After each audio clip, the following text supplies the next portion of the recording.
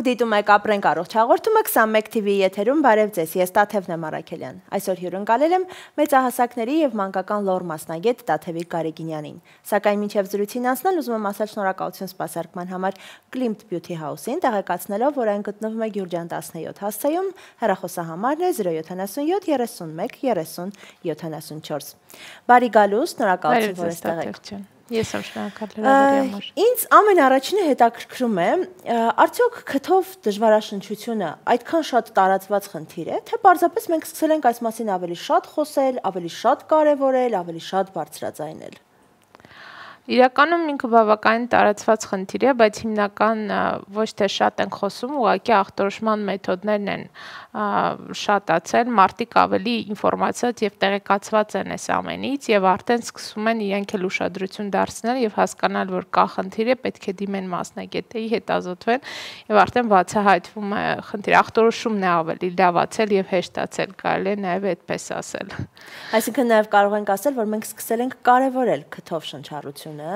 եւ եթե տարիներ առաջ ասում էինք, որ դե լավ, ոչինչ, հիմա միևնույն է բերանով շնչում եմ, ինչ պարտադիր է, որ քիթս էլ նորմալ շնչի, արդեն սկսել ենք հասկանալ, որ չէ, այդքան էլ ճիշտ չի եւ եթե շնչում ենք, ապա պետք է քթով շնչենք։ Այո, իրականում նաեւ իրազեկվածությունը եւ ինֆորմացիայի տարածումը նաեւ օգնում է նրան, որ մարդիկ հասկանան, որ քթային շնչառությունը շատ կարեւոր է եւ ոչ լիարժեք քթային շնչառությունը առաջացնում է բավականին մեծ խնդիրներ, հատկապես երեխաների մոտ աճման շրջանում եւ ծնողներն էլ, մայրիկներն էլ անհանգստացած արդեն դիմում են լոր մասնագետի, հասկանալու կա խնդիրը, եթե կա պետքա շտկել եւ ինչպես։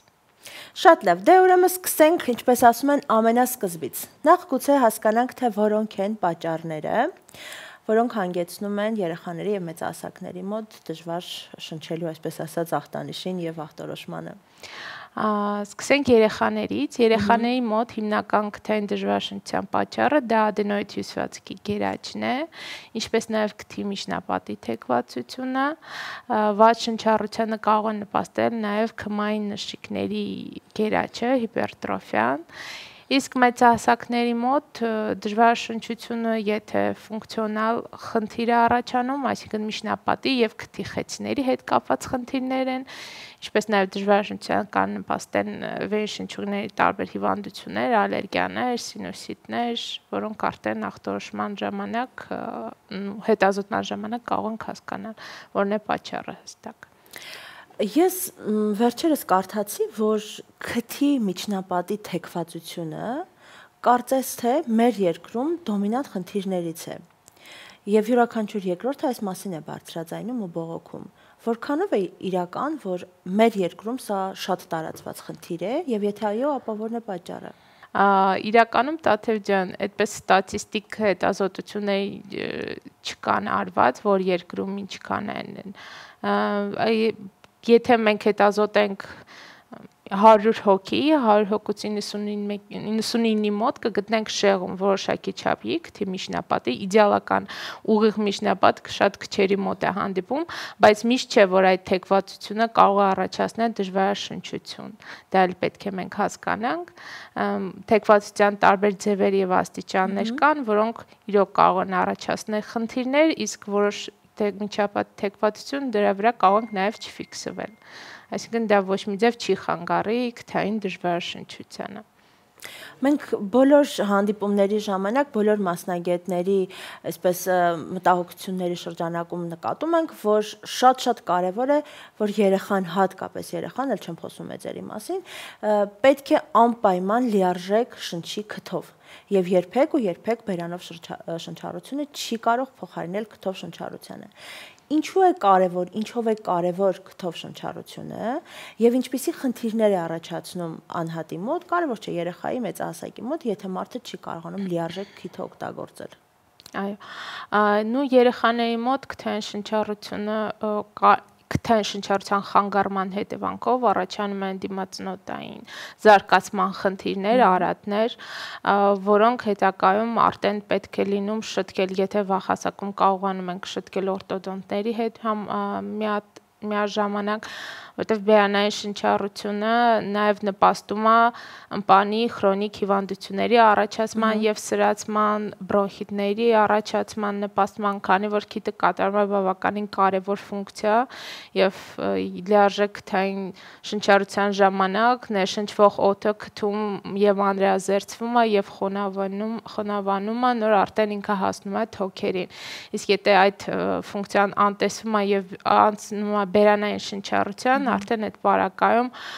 առաջանում են վերնշված խնդիրներ, ինչպես նաև քրոնիկ թթվածնաքաղցե հիպոքսիան, որը երեխաների մոտ լինում է, որը էլի բերում է զարգացման հապաղման, կեցվածքի խանգարումների, քնի խանգարման եւ այդպես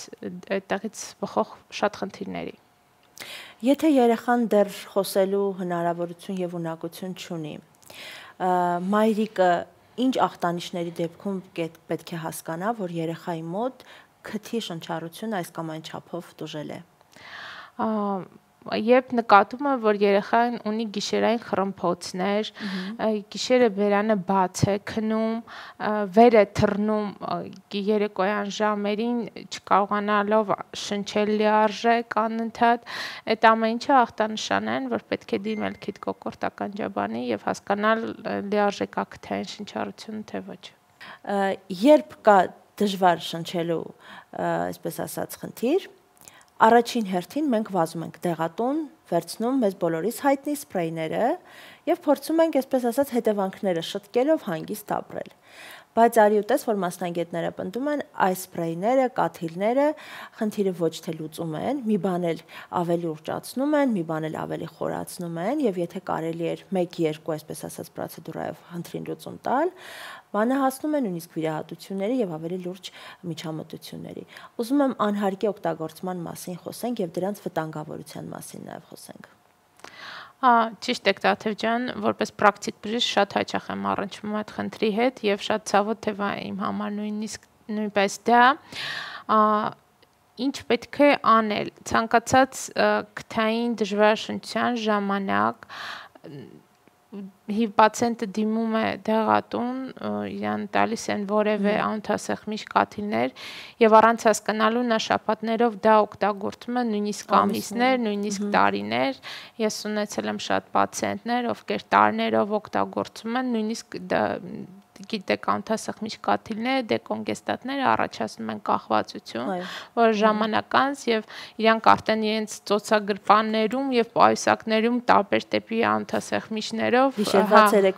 ներկայանում են եւ իրենք էլ արդեն չեն հասկանում ինչպես են կախվածության մեջ ընկնում անթասեղմիչներից, իսկ ինչ վտանգավոր հետևանքներ եւ ազդեցություններ կարող են նրանք առաջացնում են լորձաթաղանթի չորություն, կայուն խեցիների հիպերտրոֆիա, նույնիսկ միջնապատի թափածակում պերֆորացիա, երկարատև օգտագործումը, սիրտանոթային խնդիրներ, որոնք արդեն երկար օգտագործելուց հետո հետ կանգնել դրանից արդեն վերադառնալ հին հունի հիմնականում կոնսերվատիվ չի լինում եւ ստիպված հաճախ դիմում ենք վիրահատական միջամտությունների։ Մենք բոլորս մտածում ենք, եթե կա դժվար շնչելու ախտանիշ, համախտանիշ կամ դժվարաշնչություն, միակ լուծումը դա վիրահատական միջամտությունն է։ Արդյոք այդպես է։ Ոչ միշտ։ Դրա համար պետք է հետազոտել պացիենտին լիարժեք եւ հասկանալ դժվարաշնչության բուն պատճառը։ Դա հաճախ լինում է սեզոնային ալերգիան, հաճախ լինում է քթի խոռոչների հետ կապված խնդիրներ, բորբոքային պրոցեսներ, որոնք պահանջում են կոնսերվատիվ բուժում եւ այդ համապատասխան բուժում իրականացնելուց հետո նորմալ լիարժեք շնչառությունը վերականգնվում է եւ էլ կարիք չի լինում վիրահատական միջամտության։ Այս շրջանում, այսպես հանգստյան օրերը, ամիսները մնացին հետևում, ծովից վերադառնալ, հանգստից վերադառնալ եւ այս միջսեզոնային շրջանում շատ հաճախ հանդիպում ենք նաեւ ականջաբորբեր քթաբորբեր, կոկորտում խնդիրներ, օդի փոփոխությունները, ծովափում ծովից այսպես օգտվելու արդյունքում նաև խնդիրներ եւ այլն եւ այլն։ Եվ վստահ եմ, որ այս ընթացքում բավականին մեծ հոսք է լինում հենց նման ախտանիշների ու նման խնդիրների դեպքում։ Առաջին օգնության խնդրում եմ տարբերակներ ասեք մարդկանց, ովքեր դեռ չեն հասցրել ծովից վերադառնալ, բայց ունեն արդեն խնդիրները, եւ նաեւ հաջորդիվ քայլերը, եթե կա ականջում ցավ, կոկորտում ցավ եւ բորբոքումներ։ Ճիշտ է, ծովային հանգիստի ամենահաճախ հանդիպող խնդիրն է դա ականջաբորբերն են, արտաքին եւ միջին, որոնց հիմնական պատճառը հենց ծովի ջուրը երբ անցնում է անցուղի եւ լիարժեք չի չորանում ականջը, արդեն բորբոքային process-ն է։ Եթե դուք արդ երկրում եք այդ պահին եւ բժշկի դիմելի հնարավորություն չունեք, առաջի բանը որ կարող եք անեք, դա ցանկացած տարիքին իհարկե համապատասխան մեծ կամ փոքրահասակ ցավազրկող միջոց ընդունելն է, որևէ անթասեղ միջ սպրեյեր քթում օգտագործելն է եւ ցանկալի անպայման դիմել մասնագետի, որ հասկանալ ինչ ցավի պատճառը, որ հատվածն է բորբոքված, ինչպես է բորբոքված, առանձնելու որևէ ականջի կաթիլներ կաթեցնել ընդհանրապես ցանկալի չի։